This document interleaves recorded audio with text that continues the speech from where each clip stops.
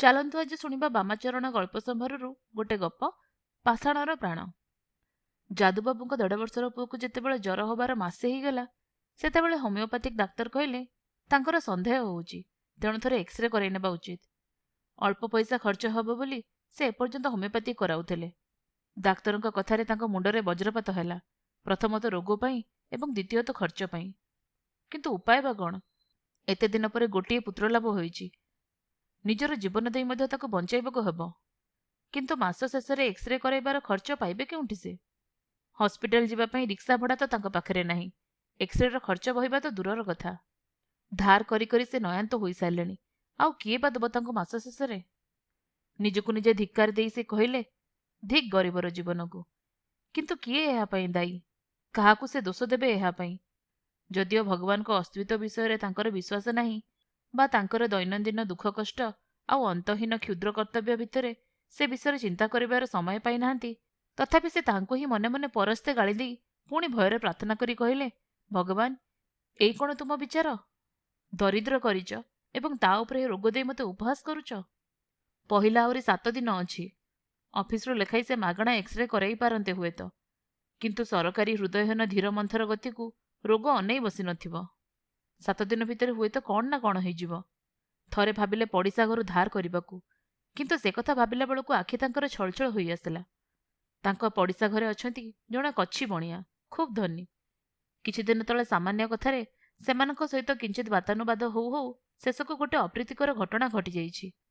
ସେମାନେ ସେମାନଙ୍କର ପିଲାମାନଙ୍କ ଗୁହପୋଛା କାଗଜ ଯାଦୁବାବୁଙ୍କ ବାଡ଼ିକୁ ଫିଙ୍ଗି ଦିଅନ୍ତି। ଏହାର ପ୍ରତିବାଦ କରିବା ପାଇଁ ଯାଦୁବାବୁଙ୍କ ସ୍ତ୍ରୀ ଯାଦୁବାବୁଙ୍କୁ ବାରମ୍ବାର କହିଲେ ମଧ୍ୟ ଯାଦୁବାବୁ ଭୟରେ ସେମାନଙ୍କୁ କିଛି ନ କହି ନିଜେ ସେସବୁ ସଫା କରିଦେଇଛନ୍ତି। ସ୍ତ୍ରୀ ପଚାରିଲେ ସେ କହିଦିଅନ୍ତି, ସେମାନେ କ୍ଷମା ମାଗି ଆଉ ଭବିଷ୍ୟତରେ ଯେପରି ଏପରି ନ ଘଟେ ସେଥିପ୍ରତି କଡ଼ା ନଜର ରଖିବାକୁ କହିଛନ୍ତି। ସ୍ତ୍ରୀ ଆଗରେ ନିଜର ପୌରୁଷ ରକ୍ଷା କରିବା ପାଇଁ ସିନା ମିଛଟିଏ କହିଦିଅନ୍ତି, କିନ୍ତୁ ସ୍ତ୍ରୀ ଏଥିରେ ବିଶ୍ୱାସ କରନ୍ତି ନାହିଁ। ଦିନେ ଆଉଥରେ ପୂର୍ବପରି ମଇଳା କାଗଜ ପଡ଼ିବାରୁ ଯାଦୁବାବୁଙ୍କ ସ୍ତ୍ରୀ ସେଦିନ ନିଜେ ତାହାର ପ୍ରତିବାଦ କଲେ। କଥା କ୍ରମେ କ୍ରମେ କଳିକଜିଆ ଆଡ଼କୁ ଅଗ୍ରସର ହେଲା। ଯାଦବବାବୁ ଦୁଇ ପକ୍ଷର କାହାରିକୁ ସମ୍ଭାଳି ନ ପାରି ଅସହାୟତା ଶ୍ରୋତା ଭାବରେ ଛିଡ଼ା ହୋଇ ରହିଲେ। ଶେଷରେ ପଡ଼ିଶା ଘର ଚାକର ବାହାରି ଆସି ତାର ଗୃହସ୍ୱାମିନୀକୁ କହିଲା, ମା, କାହିଁକି ଛୋଟ ଲୋକଗୁଡ଼ାଙ୍କ ସହିତ କଥା କହୁଛନ୍ତି? ହାଣ୍ଡି ମାଙ୍କଡ଼ଚିତ୍ ମାରୁଛି ଯାର, ସେ ପୁଣି କେତେ ବହପରେ କଥା କହୁଛି ଦେଖୁନ। ଗୃହସ୍ୱାମିନୀ ବିଜୟ ଉଲ୍ଲାସରେ ମୁହଁ ଛାଟି ସେଠୁ ଚାଲିଗଲେ। ଯାଦବବାବୁ ତାଙ୍କ ସ୍ତ୍ରୀଙ୍କୁ ଆଉ ସ୍ତ୍ରୀ ତାଙ୍କୁ ଅନାଇଲେ। ଦୁଇଜଣ ଆଖି ଛଳଛଳ କରି ନୀରବରେ ମୁଣ୍ଡ ପୋତି ସେଠାରୁ ଫେରିଆସିଲେ। ଯାଦବବାବୁ ଘରକୁ ଆସି ଦୀର୍ଘ ନିଶ୍ୱାସ ପକାଇ କେବଳ କହିଲେ, ନ ଧନହୀନ ବନ୍ଧୁ ମଧ୍ୟ ଜୀବିତଂ। କେଉଁଠୁ ଟଙ୍କା ପାଇବେ ଏହି ଚିନ୍ତାରେ ସାରା ଦିନଟି ତାଙ୍କର ଗଲା। କିଛି ଉପାୟ ନ ପାଇ ସନ୍ଧ୍ୟାବେଳକୁ ସେ ଗଲେ ଶ୍ରୀ ଶ୍ରୀ ଗୋପାଳଜୀଉଙ୍କ ମନ୍ଦିରକୁ। ତାଙ୍କର ବିଶ୍ୱାସ ନଥାଉ ପଛକେ ବଡ଼ ବଡ଼ ସାଧୁମାନେ ତ କହିଛନ୍ତି ଭଗବାନଙ୍କୁ ଆତୁର ହୋଇ ଡାକିଲେ ସେ ବାଞ୍ଛା ପୂରଣ କରନ୍ତି। ଗୋଡ଼ ହାତ ଧୋଇ ବହୁ କାଳର ଦରଛିଣ୍ଡା ମାଟି ଧୋତିଟିଏ ପିନ୍ଧି ସେ ଗଲେ ମନ୍ଦିରକୁ। ମୂର୍ତ୍ତିକୁ ଚାହିଁ ସେ ଚେଷ୍ଟା କଲେ ମନରେ ଆତୁରତା ଆଣିବାକୁ, କିନ୍ତୁ ଆତୁରତା ପରିବର୍ତ୍ତେ ତାଙ୍କ ମନକୁ ଆସିଲା ଯେତେ ତର୍କ, ଯେତେ ଟିକିନିକି ବିଚାର ଭଗବାନଙ୍କ ଅସ୍ତିତ୍ୱ ବିଷୟରେ। ଭଗବାନ କ'ଣ ଅଛନ୍ତି? ଥିଲେ କ'ଣ ତାଙ୍କର ଆକାର ଆକୃତି ଅଛି? ଆମର ଆତୁରତା ତାଙ୍କର ଅସ୍ତିତ୍ୱ ବିଷୟରେ ଯେଉଁ ବିଶ୍ୱାସ ଜନ୍ମେ, ତାହାର ସତ୍ୟତା ବିଷୟରେ କ'ଣ ଅନ୍ୟ ପ୍ରମାଣ ଅଛି? ପାଗଳ ନିଜକୁ ଅଧୀଶ୍ୱର ଭାବି ସେହିପରି ବ୍ୟବହାର କରେ, କିନ୍ତୁ ତାହାର ସେ ଜ୍ଞାନ ହାସ୍ୟାସ୍ପଦ। ଆମର ଏ ଭାବପ୍ରବଣତା ଜନିତ ଜ୍ଞାନ ସେହିପରି ହାସ୍ୟାସ୍ପଦ ନୁହେଁ କାହିଁକି? ସମସ୍ତେ କୁହନ୍ତି ବିଶ୍ୱାସ କଲେ କୃଷ୍ଣ ମିଳେ, ତର୍କରେ ନୁହେଁ। ବିଶ୍ୱାସ ଉପରେ ଏତେ ଜୋର ଦିଆଯାଉଛି କାହିଁକି? 2 + 2 = 4। କେହି ତ କହୁନାହିଁ ବିଶ୍ୱାସ କଲେ ଜାଣିପାରିବ। ଜଣେ ବଡ଼ ମନସ୍ତାତ୍ତ୍ୱିକ କଥା ତାଙ୍କର ମନେ ପଡ଼ିଲା। ସେ ତାଙ୍କ ବହିରେ ଭଗବାନ ବିଶ୍ୱାସର 7ଟି କାରଣ ଦର୍ଶାଇଛନ୍ତି, ଯଥା ଅମର ହେବା ତୀବ୍ର ଇଚ୍ଛା, ପ୍ରତିପତ୍ତି ପାଇବାର ଇଚ୍ଛା, ପ୍ରାକୃତିକ ବିପର୍ଯ୍ୟୟ ପ୍ରତି ଭୟ ଇତ୍ୟାଦି। ଏସବୁ ତର୍କ ବିତର୍କ ଭିତରେ ଯାଦବବାବୁ ପୁଅ କଥା ଭୁଲି ଯାଇଥିଲେ। ସେ କଥା ମନେ ପଡ଼ିବାରୁ ସେ ପୁଣି ଚେଷ୍ଟା କଲେ ମନରେ ଆତୁରତା ଆଣିବାକୁ। ପିଲାବେଳେ ତାଙ୍କର ବୋଉ ରାତି 9 ପାହୁଣୁ ଗଜ ନିସ୍ତାରଣ ଯେତେବେଳେ ବୋଲୁଥିଲେ, ସେତେବେଳେ ସେ କାନ୍ଦି ପକାଉଥିଲେ। ବୋଉ ତାଙ୍କ ପିଠିରେ ହାତ ବୁଲାଉ ବୁଲାଉ କରୁଣ ସ୍ୱରରେ ଗଜ ନିସ୍ତାରଣ ସ୍ତବ ଗାଇଯାଉଥିଲେ। ସେଇ କଥା ଯାଦବବାବୁ ବର୍ତ୍ତମାନ ମନେ ପକାଇଲେ। ବୋଉ ଯେଉଁ ସ୍ତବ ଗାଉଥିଲେ, ମନେ ମନେ ସେ ସେମିତି ସ୍ୱରରେ ଗାଇବାକୁ ଲାଗିଲେ, କିନ୍ତୁ ବୃଥା। ଉପରନ୍ତୁ ହାତୀ ସମୁଦ୍ର ଭିତରେ ପଦ୍ମନାଡ଼ ପାଇବାର ଦେଖି ସେ ହସିଲେ।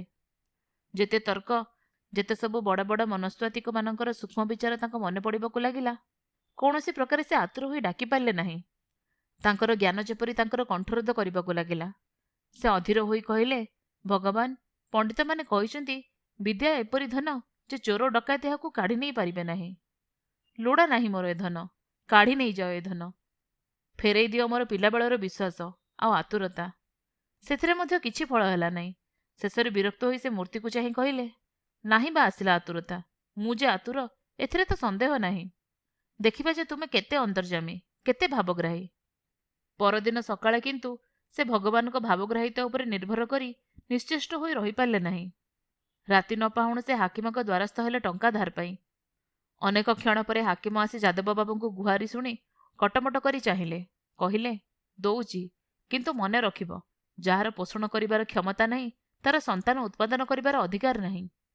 ଯାଦବ ବାବୁ ନୀରବରେ ସେତକ ହଜମ କରି ଟଙ୍କା ନେଲେ। ଟଙ୍କା ପାଇଁ ଯେଉଁ ଆନନ୍ଦ ସେ ପାଇଲେ, ହାକିମଙ୍କ ବାକ୍ୟ ବାଣର ଆଘାତ ସେଥିରେ ତାଙ୍କୁ ଜଣାପଡ଼ିଲା ନାହିଁ। ପୁଅର ଏକ୍ସରେ ହୋଇଗଲା। ଡାକ୍ତର ଫଟୋ ଦେଖି 1 ପୃଷ୍ଠା ବ୍ୟାପୀ ଔଷଧ ଆଉ ପଦ୍ୟ ଆଦି ଲେଖିଦେଇ କହିଲେ, ଏସବୁ ନିତାନ୍ତ ଦରକାର। ଆଉ ଗୋଟିଏ କଥା, ଗୋଟିଏ ଭଲ ଥର୍ମୋମିଟର କିଣିବେ। ବେଶୀ ଟଙ୍କା ନୁହେଁ, 4.5 ଟଙ୍କା ଦାମ। ସେଥିରେ ପ୍ରତ୍ୟହ 2 ବେଳା ଜ୍ୱର ଦେଖି ଗୋଟିଏ ଖାତାରେ ଲେଖି ରଖି ମୋତେ ଦେଖାଉଥିବେ। ଡାକ୍ତର ଟଙ୍କା ନେଇ ଚାଲିଗଲେ। ଯାଦବ ବାବୁ କାଗଜଟିକୁ ଶୂନ୍ୟ ଦୃଷ୍ଟିରେ ଚାହିଁ ରହିଲେ। ଯାଦବ ବାବୁଙ୍କ ସ୍ତ୍ରୀ ତାଙ୍କର ଗହଣାତକ ଧରି ଛିଡ଼ା ହୋଇ କହିଲେ, ଚିନ୍ତା କରନି, ପୁଅ ବଞ୍ଚି ମଣିଷ ହେଲେ ସବୁ ହବ, ଏତକ ନିଅ। ଯାଦବ ବାବୁ ଥରେ ମାତ୍ର ସ୍ତ୍ରୀଙ୍କୁ ଚାହିଁ ସେତକ ଧରି ଚାଲିଗଲେ। ଚିକିତ୍ସା ଚାଲିଲା। ଡାକ୍ତରଙ୍କ ଉପଦେଶ ଅନୁସାରେ ଗୋଟିଏ ଥର୍ମୋମିଟର ମଧ୍ୟ ଆଣିଲେ। ସକାଳ ଓଳି ସେ ନିଜ ଜ୍ୱର ଦେଖି ଖାତାରେ ଲେଖିଦେଇ ଯାଆନ୍ତି। ଉପର ଓଳି ଅଫିସରୁ ଆସିବାକୁ ତାଙ୍କର ଡେରି ହୁଏ। ସେ ଓଳି ସ୍ତ୍ରୀ ଜ୍ୱର ଦେଖନ୍ତି। 2 ଦିନ ପରେ ଯାଦବ ବାବୁ ଅଫିସରୁ ଫେରି ଶୁଣିଲେ ଯେ ଥର୍ମୋମିଟରଟି ଭାଙ୍ଗି ଯାଇଛି।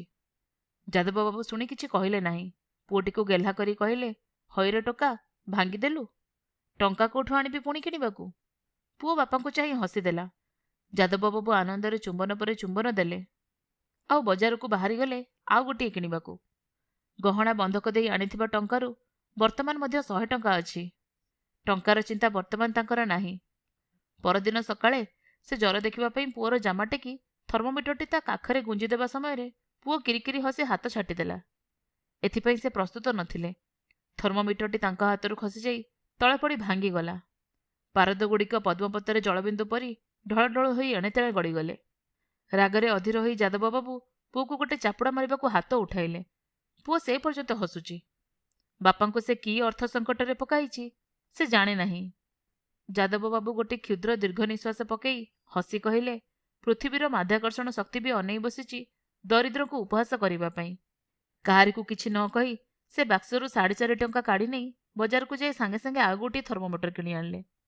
ବଜାରରୁ ଫେରି ଜ୍ୱର ଦେଖି ଖାତାରେ ଲେଖି ରଖି ସ୍ତ୍ରୀଙ୍କୁ ଡାକି କହିଲେ, ଦେଖ, ଖୁବ୍ ସାବଧାନ ହୋଇ ଜ୍ୱର ଦେଖିବ ସେ ଓଳି। ଏତେ ଭାଙ୍ଗିଲେ ମୁଁ କେଉଁଠୁ ଆଣିବି କହିଲ? କିନ୍ତୁ ଯେତେ ସାବଧାନ ହେଲେ ବି କିଛି ଦିନ ପରେ ଆଉ ଗୋଟିଏ ଭାଙ୍ଗିଗଲା।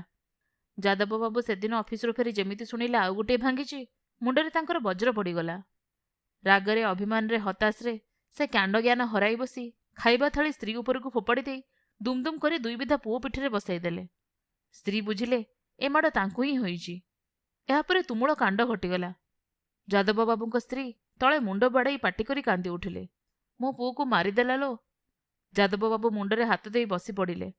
ସମସ୍ତଙ୍କ ଖାଇବା ସେଦିନ ବନ୍ଦ ହେଲା। ପରଦିନ ଯାଦବ ବାବୁ ଅଫିସକୁ ଛୁଟି ଦରଖାସ୍ତ ପଠାଇ ଦେଇ କହିଲେ, ମୁଁ ତୁମକୁ ଦେଖାଇଦେବି କିପରି ସାବଧାନତା ସହିତ ପିଲାଙ୍କ ଜ୍ୱର ଦେଖିବା ନିୟମ। ଉପର ଓଳି ସନ୍ଧ୍ୟା ସମୟରେ ସେ ସ୍ତ୍ରୀଙ୍କୁ ଡାକି କହିଲେ, ମୁଁ ବସିଛି, ତୁମେ ଦେଖ। ସ୍ତ୍ରୀ ଗମ୍ଭୀର ଭାବରେ ପୁଅକୁ କୋଳରେ ବସାଇ ସାବଧାନତା ସହିତ କାଖ ତଳେ ଥର୍ମୋମିଟର ଦେଲେ। ଯାଦବ ବାବୁ ଘଡ଼ି ଧରି ବସିଲେ। 1 ମିନିଟ୍ ପରେ କହିଲେ, ଏଥର କାଢ଼। ସ୍ତ୍ରୀ ଥର୍ମୋମିଟରଟି କାଢ଼ି ଆଣି ଲଣ୍ଠନ ନିକଟରେ ଧରିଲେ। ଯାଦବ ବାବୁ ଚିତ୍କାର କରି କହିଲେ, ଆରେ ଆରେ, ଏ କ'ଣ କରୁଛ? ଲଣ୍ଠନ ତାପରେ ପାରା ଉଠିଯିବ ଯେ। ସ୍ତ୍ରୀ କହିଲେ, ଆମକୁ ଶିଖାଇବାକୁ ହେବ ନାହିଁ। ଲଣ୍ଠନ ଦେହରେ ପାରାକୁ ଲଗାଇଲେ ବି ପାରା ଉଠିବ ନାହିଁ। ଏଇ ଦେଖ। ଏହା କହୁ କହୁ ସେ ଥର୍ମୋମିଟରର ପାରା ଅଂଶଟି ଲଣ୍ଠନ ଦେହରେ ଲଗାଇଦେଲେ। ଦେଖୁ ଦେଖୁ 1 ସେକେଣ୍ଡ ଭିତରେ ପାରା ଆନନ୍ଦରେ ଡେଇଁ ଡେଇଁ ଶେଷ ସୀମା ଯାଏ ଉଠିଗଲା। ଭୟରେ ସେ ଥର୍ମୋମିଟରଟି କାଢ଼ି ଆଣି ପୁଅ କାଖ ତଳେ ପୁଣି ରଖିଲେ। 1 ମିନିଟ୍ ପରେ ଯାଦବ ବାବୁ ସେଠି କାଢ଼ି ଆଣି ଦେଖିଲେ। ଦେଖୁ ଦେଖୁ ପାରା ତଳକୁ ଖସିବାକୁ ଲାଗିଲା। ଯାଦବ ବାବୁ କାନ୍ଦ କାନ୍ଦ ହୋଇ କହିଲେ, ଇଏ କ'ଣ କଲ, ଦେଲ ଖରାପ କରି। ସ୍ତ୍ରୀ ପୁଣି ଝାଡ଼ି କାଖ ତଳେ ଦେଲେ। କାଢ଼ି ଆଣି ଦେଖିଲେ ପାରା ତରତର ହୋଇ ତଳକୁ ଖସି ଯାଉଛି। ଯାଦବ ବାବୁ ବିଷଣ୍ଣ ଭାବରେ ହସି ଗାଇଲେ, ଉଡ଼ି ଯାଉଛି ଲୋଟଣି ପାରାରେ, ଦୁନିଆରେ ଲାଗିଛି ଧରାପରା। ଦିଅ, ଦେଖେ ଯଦି ଏଇଟା ବଦଳାଇ ଦେଇପାରେ। ଥର୍ମୋମିଟରଟି ନେଇ ସେ ଗଲେ ଦୋକାନକୁ। ଏହି ଦୋକାନରୁ ସେ ଔଷଧ ଆଦି କିଣନ୍ତି। ପ୍ରଥମେ ସେ ଦୋକାନୀକୁ ମିଛ କଥା କହିଲେ ଯେ ଦୋକାନୀ ତାକୁ ଖରାପ ଜିନିଷଟି ଦେଇଛି, କିନ୍ତୁ ଦୋକାନୀ ଏହାର ତୀବ୍ର ପ୍ରତିବାଦ କରିବାରୁ ଯାଦବବାବୁ ସତ କଥାଟି କହିଦେଲେ।